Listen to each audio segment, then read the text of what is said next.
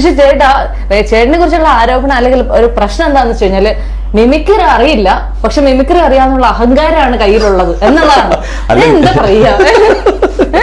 അല്ല, ഞാൻ പറഞ്ഞു യൂത്ത് ഫെസ്റ്റിവൽ വിന്നറായിട്ട് വന്ന് അവിടെ ജഡ്ജസ് ഉണ്ടായിരുന്നു. അതിനുശേഷം പ്രമുഖ ചാനലിൽ തന്നെ ജഡ്ജായിട്ടിരുത്തി. ഇപ്പോഴും എന്നെ അമേരിക്കയിലേക്ക് ഇവിടെയൊക്കെ പരിപാടിക്ക് വിളിച്ചോണ്ടിരിക്കുന്നു. ഇത് ഞാൻ തന്നെ ഉണ്ടാക്കിയ ഒരു ട്രോളാണ് സത്യം. എനിക്ക് വലിയ അതായത് കോമഡി ഉത്സവം എന്ന് പ്രോഗ്രാം ചെയ്യുമ്പോ ഇങ്ങനെ ഒരു സംഭവം ചെയ്തപ്പോ സലീം കുമാർ ഇരുന്നിട്ട് അപ്പൊ ഇങ്ങനെ ഒരു സാധനം അവതരിപ്പിച്ചപ്പോ ഇത് ഇട്ടോട്ടെ എന്ന് എന്റെ അടുത്ത് ചോദിച്ചു. നമ്മൾ ഇട്ടോ വൈറലാക്കട്ടെ. എന്റെ അടുത്ത് ചോദിക്കും, ഞാൻ ചെയ്യുന്ന പ്രോഗ്രാമാണുള്ളത്. മുരളി ഗോപയുടെ സൗണ്ട് എടുത്തപ്പോ സലീം കുമാർ സത്യം പറഞ്ഞ പിടുത്തം കിട്ടിയില്ല. ഇത് ആരാന്ന് ചോദിച്ചു. ഞാനത് പഠിച്ചു വന്നിട്ടുണ്ടായിരുന്നുള്ളൂ, വെറുതെ ഇട്ട് നോക്കിയതാ. ഇത് ഷൂട്ട് ചെയ്ത് കഴിഞ്ഞപ്പോ എന്റെ അടുത്ത് ചാനലിലെ ആൾക്കാർ ഇത് ഇടട്ടെ പറഞ്ഞ് ഇടണമെന്ന് പറഞ്ഞു.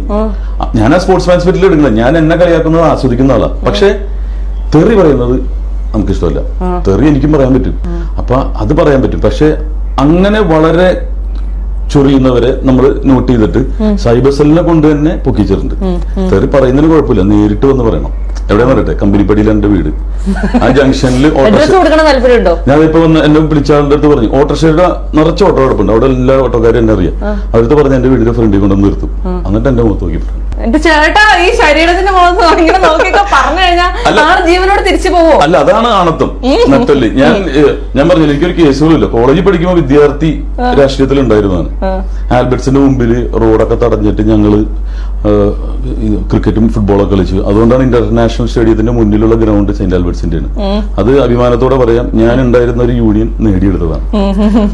അപ്പോ നമ്മളും അങ്ങനെ തന്നെ വന്നിരിക്കുന്നതാണ്. ഫയർ ഇവിടെ വന്നിട്ടുള്ളതാണ്. ഞാൻ സിനിമ നടനാവുന്നെന്ന് വിചാരിച്ച ഒന്ന ആളല്ല. എന്റെ ആഗ്രഹമുണ്ട് ഇവിടെ നിർത്തുന്നത്, അതീവ കഴിവ് ഇതൊന്നുമല്ല. ഇതൊക്കെ കാണുമ്പോഴത്തേക്ക് ഉള്ളിനുള്ളില് വിഷമമുണ്ടോ?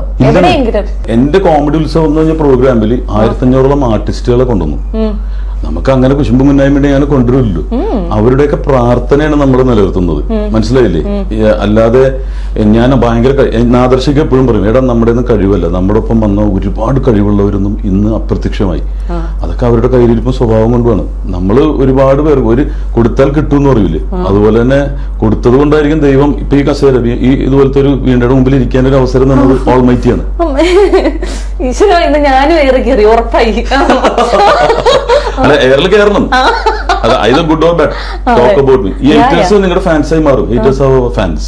പക്ഷെ ചേട്ടാ, ഞാനൊരു കാര്യം കേട്ടെ, ഇങ്ങനെ ഒത്തിരി ഹേറ്റേഴ്സ് വന്നു കഴിഞ്ഞാല് സ്വാഭാവികമായിട്ടും സിനിമയിലേക്കുള്ള ഏതെങ്കിലും റോളുകളൊക്കെ മിസ്സാവുന്നുള്ള ഒരു ഇല്ല, ഞാൻ അവരെ ഉപദ്രവിക്കുന്നില്ലല്ലോ. അല്ല, എന്നാലും ഈ ആൾക്കാരൊക്കെ തിയേറ്ററിൽ ചിരിക്കുന്നുണ്ട്, കൈയടിക്കുന്നുണ്ട്. ഹേറ്റേഴ്സ് വളരെ കുറച്ചല്ലേ. ഇപ്പൊ എനിക്ക് 3 ലക്ഷം ഫോളോവേഴ്സ് ഉണ്ടല്ലോ ഫേസ്ബുക്കില്. അവരെന്നെ പുകഴ്ത്തിക്കൊണ്ടിരിക്കുന്നുണ്ട് വേറെ സൈഡിൽ കൂടുതലായിട്ട്, ഭയങ്കരമായിട്ട് എനിക്ക് പേഴ്സണൽ മെസ്സേജസും കാര്യങ്ങളും ഇടുന്നുണ്ട് ഇൻസ്റ്റയിലുള്ളവരൊക്കെ. അതാണ് ഞാൻ പറയുന്നത്, നമുക്ക് സത്യസന്ധമായിട്ട് നന്മയിലൂടെ ഉപദ്രവിക്കാതെ പോയി കഴിഞ്ഞാൽ ദൈവം ഒരിക്കലും നമ്മളെ നിരാശരാക്കില്ല.